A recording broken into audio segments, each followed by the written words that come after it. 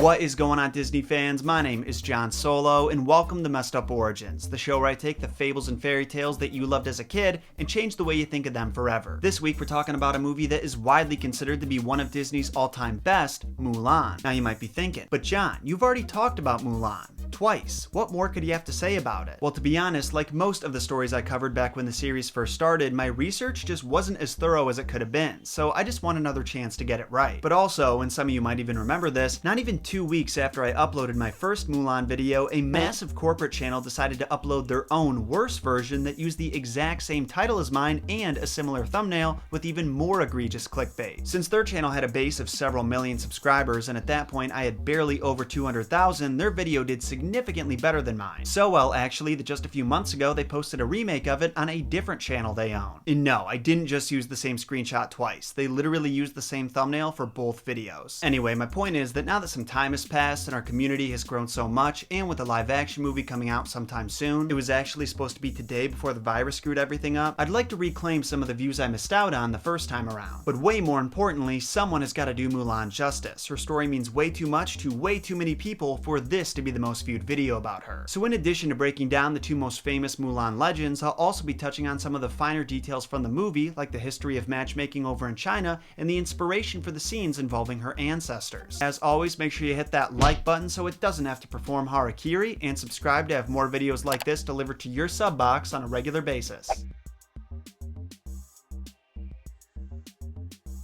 Now, like we usually do with Disney Explained, I want to start this breakdown off with a recap of the movie. That being said, I recognize that many of you may have watched it recently in preparation for the live action film, so if you want to skip it, go right ahead. That being said, I will be highlighting some key points to compare and contrast to the original story that might help you get more out of it, so the choice is yours. The movie opens with the Huns invading China and the Emperor calling for a draft so that one man from every family has to join the military. The family of our protagonist, Fa Mulan, has no men other than her partially crippled elderly father who's already fought in a great many battles and paid the price for it. Because Mulan doesn't feel like the traditional female role in China fits her very well, actually she was specifically told that by the matchmaker, she decides to enlist in her father's place, posing as a man. As it turns out, just like Mulan, the rest of the draftees aren't exactly suited for war, but she's still the brunt of everyone's jokes. However, after one of the greatest training montages ever created, she starts to feel confident in her skills and show everybody up. Things are going great, and she even proves herself to be an asset on the front lines by single-handedly killing almost the entire Han army, but her identity as a woman is eventually found out and she's sent home by the acting general Li Shang. Shortly after this happens, the remaining Huns invade the imperial city, capture the emperor, and seize the palace. For a moment, all hope seems lost, but with the help of some friends, ironically dressed as females, she's able to rescue the emperor and after a dope fight scene, take out the Huns' leader. In the end, everyone develops great respect for Mulan, including her family, ancestors, and all of China, and she lives happily ever after until the sequel. Now, as spectacular as that story is, they took quite a few liberties with the original tale, which is actually only a 360-word poem written sometime around the year 500. Some believe it was inspired by true events and that Mulan was a real person, but to this day, no evidence has been found to confirm that, so those people are mostly just relying on hope and faith with that one. Like the movie, the poem follows a young heroine who volunteers to be a soldier in her father's place,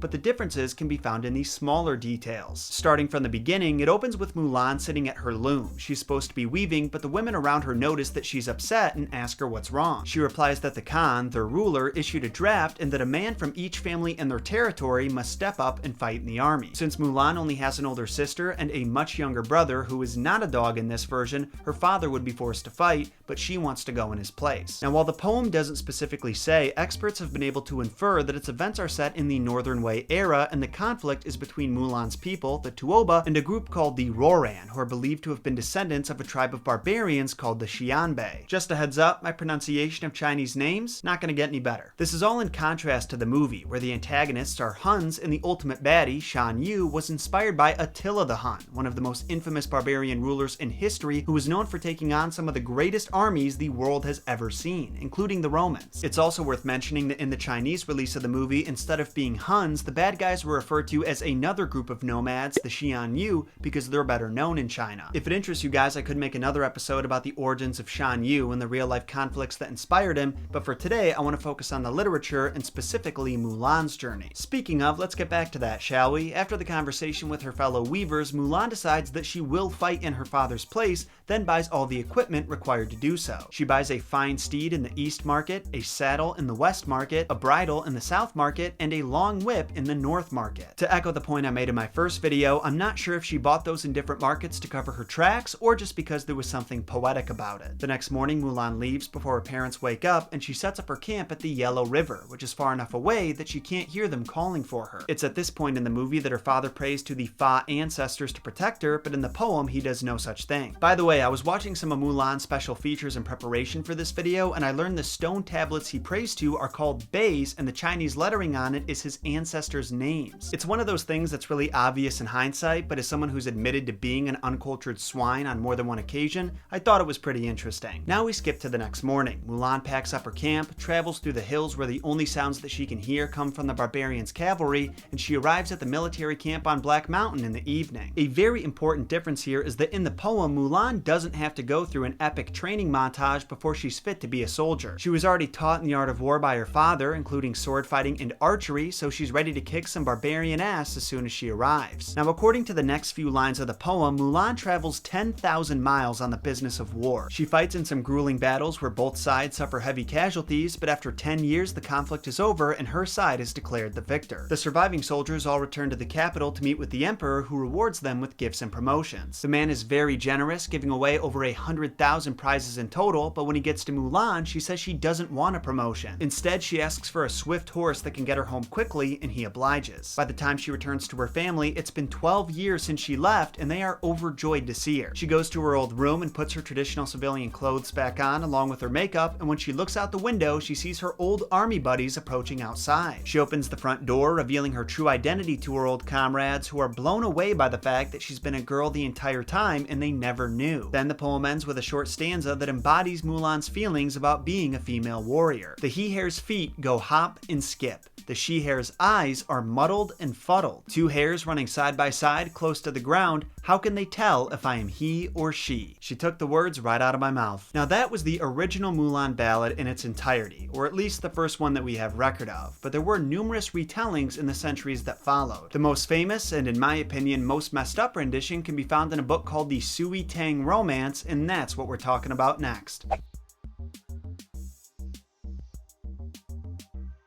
Some important context before we get started. The Mulan story we're about to go over only makes up one of Sui Tang Romance's 100 chapters. The author, Chu Renho, wrote the novel in 1675 to demonstrate how the Qing dynasty had no right to rule over China, and he included Mulan's story to incite feelings of animosity against the barbaric Manchu leaders who tried forcing them to adopt their culture. For example, it was customary for Manchu men to shave their foreheads, but Chu's people, the Han Chinese, followed the Confucian teaching that haircutting was a severe offense to one's ancestors and equated it with discarding their flesh. Despite this, the Manchu would still give the Han men the haircuts by force and then order them to demonstrate their loyalty to the king state by slaughtering their friends and family who refused to assimilate to their culture. During the time the Manchus were in charge, the legend of Mulan grew extremely popular among the Chinese people who wanted to see a hero like her rise up, because while she does meet a tragic fate, she was a fierce defender of her people and a hero until the end. So when this version opens, we're told that Mulan is living under the rule of the Turkic Khan, a barbarian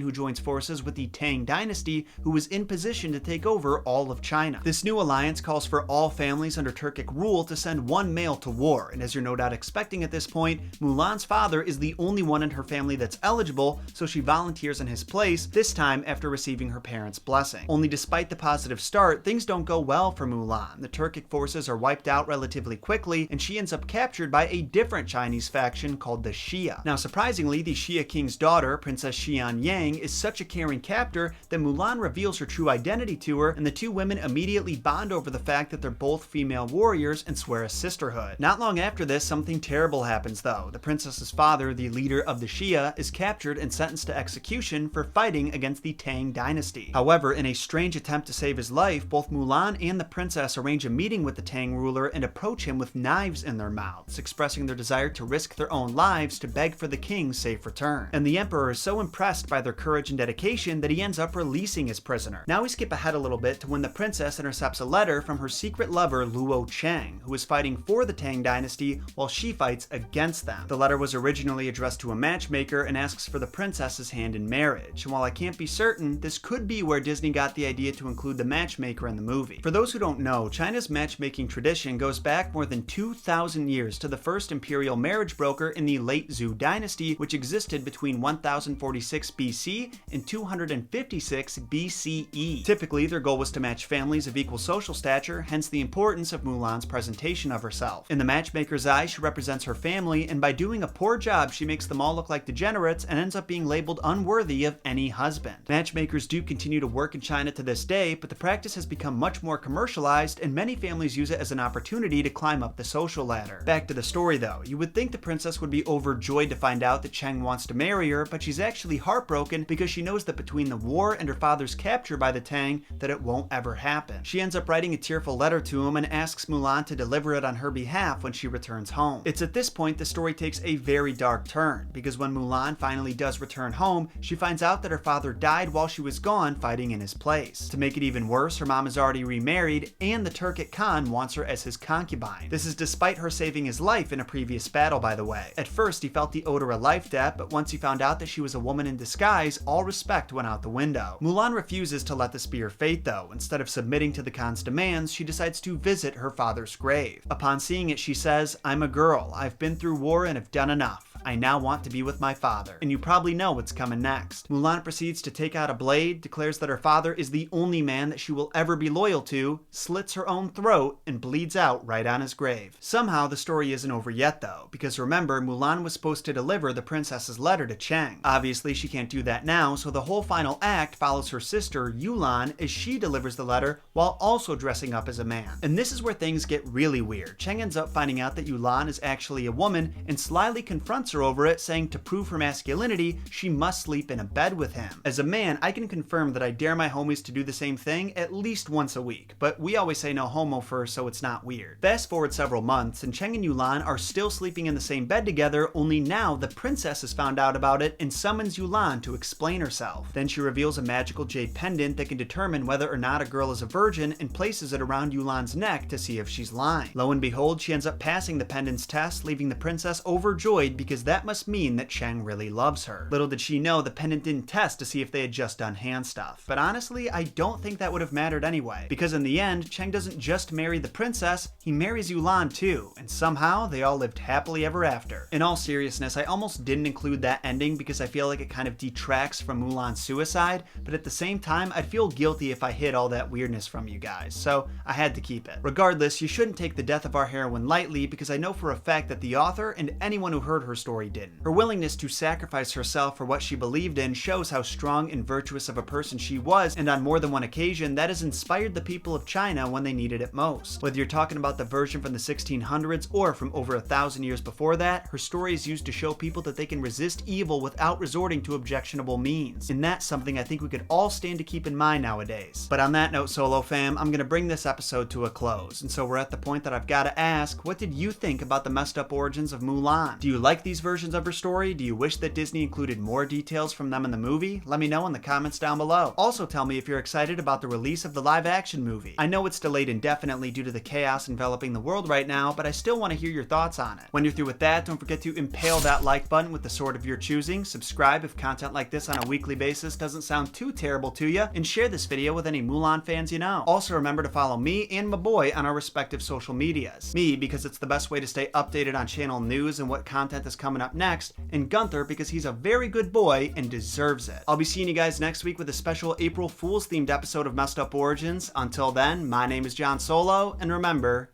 John shot first. And for crying out loud, keep your hands away from your face.